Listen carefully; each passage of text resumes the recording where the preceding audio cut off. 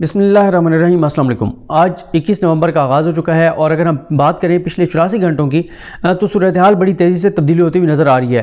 वो पीडीएम जो आपको पता है कि 17 नवंबर से पहले बहुत बड़े बड़े दावे कर रही थी, वो पीडीएम एक मरतबा फिर पाकिस्तान की फ़ौज के ऊपर हमलावर है और पाकिस्तान की फ़ौज के ख़िलाफ़ एक नई मुहिम का आगाज़ कर दिया गया है। और इस पर सिर्फ फ़ौज नहीं बल्कि पाकिस्तान की अदलिया के ख़िलाफ़ भी एक मुहिम जो है वो चलाई गई है। पिछले अगर आप 3-4 रोज़ की बात करें क्या क्या हुआ, एक आपने देखा कि सहाफ़ियों का एक प्रोग्राम हुआ, एक इवेंट हुआ और उस इवेंट में मरीम साहबा भी गई और भी बहुत लोग गए और उसमें पाकिस्तान की फ़ौज के ख़िलाफ़ तकरीरें की गई और बड़ी सख्त ज़बान पाकिस्तान की फ़ौज के ख़िलाफ़ इस्तेमाल की गई और बहुत ज़्यादा इदारों पर जो है वो दबाव बढ़ाने की कोशिश की गई कि वो इमरान खान को किसी तरह से निकाल दें और नवाज शरीफ को दोबारा इक़्तिदार में ले आएँ।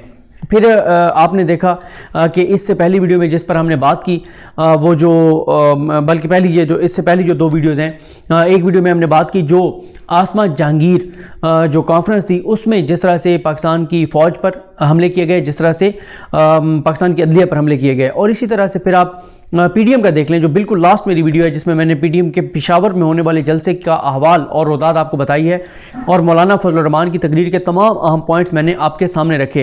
इसकी वजूहात क्या हैं? इसकी पहली वजह तो ये है कि जॉइंट सेशन में जिस तरह से अपोजिशन को शिकस्त हुई और उनको शिकस्त से मसला नहीं है, उस शिकस्त के दौरान उस सेशन के दौरान पास होने वाला वो बिल 2 बिल, एक जिसके तहत ईवीएम की मंजूरी दी गई है, कानून बनाया गया है कि इलेक्ट्रॉनिक वोटिंग मशीन जो है उसका इस्तेमाल हो सकता है। दूसरी जो सबसे बड़ी परेशानी है, क्योंकि जो वोटिंग मशीन है उसका तो ज़ाहिर है अभी देखना है ये जो इलेक्शन कमीशन है वो क्या करता है। जो इससे बड़ी परेशानी है अपोजिशन को वो है ओवरसीज़ पाकिस्तानियों के हवाले से। अगर ओवरसीज़ पाकिस्तानियों को वोट का हक मिल जाता है, अगर वो बैरून मुल्क से बैठकर वो वोट डाल सकते हैं, तो इस पर एक मैंने देखा उनका जुल्कुरनैन इकबाल साहब जो कि सुप्रीम कोर्ट का वैसे कवर करते हैं और इलेक्शन कमीशन ऑफ पाकिस्तान को भी कवर करते हैं समर टीवी से, उन्होंने इसके ऊपर ज़बरदस्त एक रिपोर्ट दी। और साथ ही असदुल्ला खान साहब ने एक वीडियो की जिसमें उन्होंने बताया है कि कौन कौन से इंपॉर्टेंट हलके हैं जिनमें अगर ओवरसीज़ पाकिस्तानियों के 2-3 हज़ार वोट भी जो है वो कास्ट हो गए। और ज़ाहिर है इसलिए पीडीएम मुखालफत कर रही है, उन्हें पता है कि अक्सरियत वोट ओवरसीज़ पाकिस्तानियों का इमरान खान के साथ है, तो वहाँ पर तहरीक इंसाफ सीटें जीत सकती है जहाँ से वो 1000, 2000, 3000 वोटों से ये सीटें हारे थे। तो एक तो परेशानी की वजह यह है कि वो जो एक माहौल बना दिया गया था जिसमें ये लगा अपोजिशन को कि सिविल मिलिट्री इख्तिलाफात हो गए हैं, फ़ौज इमरान खान में लड़ाई हो गई है और इमरान खान की हुकूमत घर भेजी जा रही है, हुकूमत को गिराया जा रहा है। और इसकी जो उनका सोर्स था, उनका वो सोर्स ये नहीं था कि उनका कोई सोर्स ये होता कि कोई उनको किसी ने अप्रोच किया हो, फ़ौज से ISA से किसी ने अप्रोच किया हो, बल्कि उनका सोर्स ये था कि मीडिया पे क्योंकि बातें हो रही हैं, सोशल मीडिया पे क्योंकि बातें हो रही हैं, क्योंकि नजम सेठी साहब कह रहे हैं, क्योंकि फलां साहब कह रहे हैं, क्योंकि फलां साहब कह रहे हैं, क्योंकि फलाना यूट्यूबर कह रहे हैं, क्योंकि फलाना यूट्यूबर कह रहे हैं, तो वो उनको सुन के उन प्रोग्राम्स को सुन के उनके वो नजम सेठी साहब को तो मैंने एक वीडियो में आपको बताया भी है कब कब उन्होंने क्या क्या झूठ बोले, उनके आर्टिकल्स उनकी चीज़ें देख के उनको लगा कि वाकई फ़ौज इमरान खान में लड़ाई हो गई है और फ़ौज ने तय कर लिया कि इमरान खान को घर भेजा जा रहा है। और उस बुनियाद पे उनको ये था कि जॉइंट सेशन में हुकूमत को शिकस्त हो जाएगी, शिकस्त होगी तो फिर हम आगे चलेंगे और आगे फिर उस्मान बुज़ार के ख़िलाफ़ हम तहरीक अदम एतमाद लाएंगे, फ़लाँ के ख़िलाफ़ लाएंगे, फ़लाँ के ख़िलाफ़ लाएंगे और फ़लाँ के ख़िलाफ़ लाएंगे। तो उनको पहला तो धचका ये लगा कि सिविल मिलिट्री इख्तिलाफात नहीं है। और ये मैं इसलिए नहीं कह रहा कि मैं ये कह रहा हूँ कि फ़ौज ने इमरान खान को बंदे पूरे करके दिए, नहीं। मसला ये है कि इमरान खान को इस वक्त कौन छोड़ के जाएगा, मुझे बताएं। काफ लीग छोड़ के जाएगी, जिस काफ लीग ने जिन जिन अजला में उनके MPs और MNAs हैं उनमें सारे का सारा कंट्रोल उनके पास है, ब्यूरोक्रेसी से लेके तरक्याती कामों से लेके और ट्रांसफ़र पोस्टिंग तक। अच्छा, MQM छोड़ के जाएगी, कराची में जो वफाक वहाँ पे पैसे खर्च कर रहा है उसका उन्होंने क्रेडिट लेना है जब 5 साल मुकम्मल होंगे कि जी हम भी इसमें शामिल थे, ये वफाक ने कराया है। उनके पास क्या ऑप्शन है? उन्होंने हुकूमत में रहना ही रहना होता है, वो कहाँ जाएँ काफ लीग वाले। अच्छा, फिर जो बात हो रही थी कि 20-22 बंदे जो है वो हुकूमत के छोड़ के जा रहे हैं, वो मैंने इस नकवी साहब के साथ उस पर तफसील से बात की है शहर इक़्तिदार के प्रोग्राम में कि भाई क्यों छोड़ के जाएंगे जब अजला में उनके हलकों में तरक्याती काम हो रहे हैं और अभी आगे का मंजरनामा ही क्लियर नहीं है, क्या होगा क्या नहीं होगा, किसकी हवा होगी किसकी फ़िज़ा होगी, 5 साल बाद इमरान खान कहाँ खड़े होंगे। तो ये जो है वो वजूहात हैं, इस मौके पे कोई नहीं छोड़ के जाने वाला। और इदारे ज़ाहिर है ये तो नहीं कर सकते थे जो पीडीएम चाह रही थी कि कॉल्स करके लोगों को डराते धमकाते कि आप ना जाएं वोट देने। आप अंदाज़ा लगाएं अगर इदारे फ़ोन करके लोगों को रोकते या इत्तेहादियों को कहते मत जाओ तो फिर फ़ौज ठीक थी। फ़ौज की ये मुदाखलत हलाल थी। लेकिन अगर फ़ौज ये कहती है कि हम इमरान खान के साथ खड़े हुए, क्योंकि ज़ाहिर है वो वज़ीर आज़म है, हम पाबंद हैं उसके साथ आईनी तौर पे, कानूनी तौर पे उसके साथ खड़े होने के लिए, उसके अहकामात मानने के, तो ये हराम है।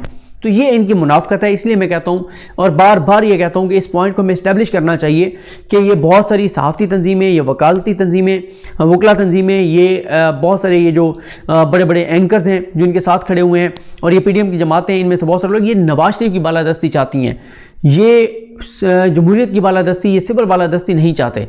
अगर सिविल बालादस्ती चाहते हैं तो अभी जब ये तासुर मिला था कि इमरान खान और फ़ौज में लड़ाई होगी और फ़ौज इमरान खान की हुकूमत को घर भेज देगी, तो इनको इमरान खान के साथ खड़े हो जाना चाहिए था, लेकिन नहीं खड़े हुए।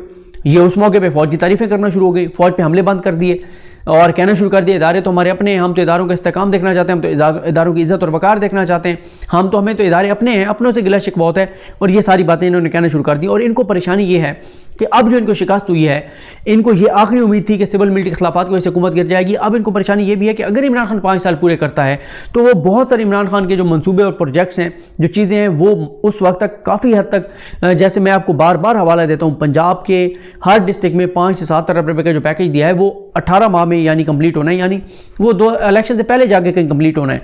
तो अगर पहले जाके कंप्लीट होने हैं तो आप अंदाज़ा लगाएं, फिर उस वक्त अगर इस दौरान रेट जो है आलमी मंडी में ऑयल प्राइसेस जो है वो कम होती हैं और वो रिलीफ लोगों को मिलता है, तो जैसे ही लोगों को ये रिलीफ मिलेगा पेट्रोल और डीजल की कीमतों का और बिजली की कीमतों का, तो वो सारे जो हुकूमत के बाकी मंसूबे हैं, जो प्रोजेक्ट्स हैं, चाहे वो हेल्थ कार्ड हो, एहसास प्रोग्राम हो, कामयाब जवान हो, जो यूनिवर्सिटीज़ बना रहे हैं हर डिस्ट्रिक्ट में, जो स्कूलों को अपग्रेड कर रहे हैं, जो कॉलेज को अपग्रेड कर रहे हैं, जो सड़कें बना रहे हैं, ये तमाम चीज़ें वो ज़ाहिर है उसमें ऐड हो जाएंगी और हुकूमत को इसका फ़ायदा होगा। तो ये इनको ये है कि आप इमरान खान 5 साल पूरे करता हुआ नज़र आ रहा है, और 5 साल पूरे कर लिए तो अगला 2023 में भी इन्हें लगता है कि इनके चांसेस नहीं बनेंगे।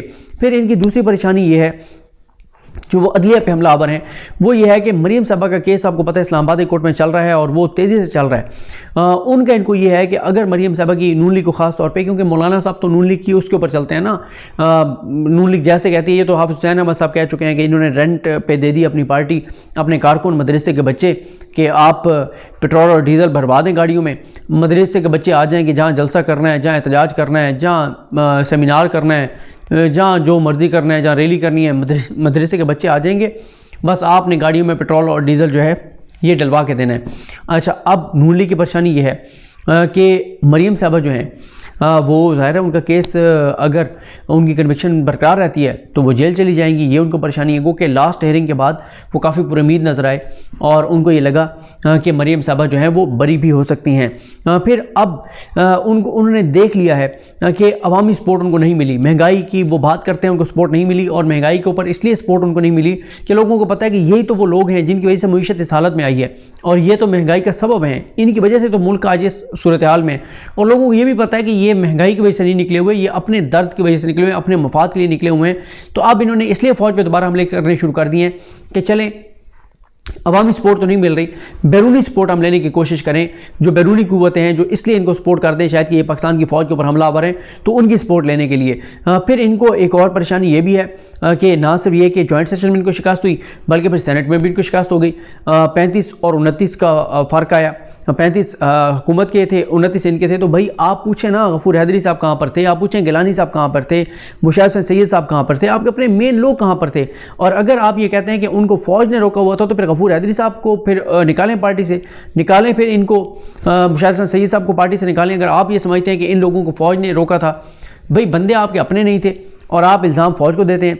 अच्छा, फिर अब मसला ये है कि एक मैंने आपको बता दिया कि अच्छा, फिर राना शमीम का जो बयान अल्फी आया वो भी बुरी तरह पिट गया, उससे भी कुछ नहीं बना। उनके अपने जो साहबजादे हैं उनके जो इंटरव्यूज़ हैं, जो काशिफ अब्बासी साहब को और उन्होंने उनको दिए शाहजेब खान ज़ादा साहब को, फिर मी उमर इनाम साहब को। उमर इनाम साहब के प्रोग्राम में देखें ना, वो जो उनका प्रोग्राम है 360, उसमें जो वो कह रहे हैं कि मेरे पास फ़लाँ फ़लाँ गाड़ियाँ हैं, फैसल वाटर जिस गाड़ी की रेस लगाना चाहते हैं लगाएं, हम यहाँ से मोटरवे पे कलर कार तक रेस लगाएंगे।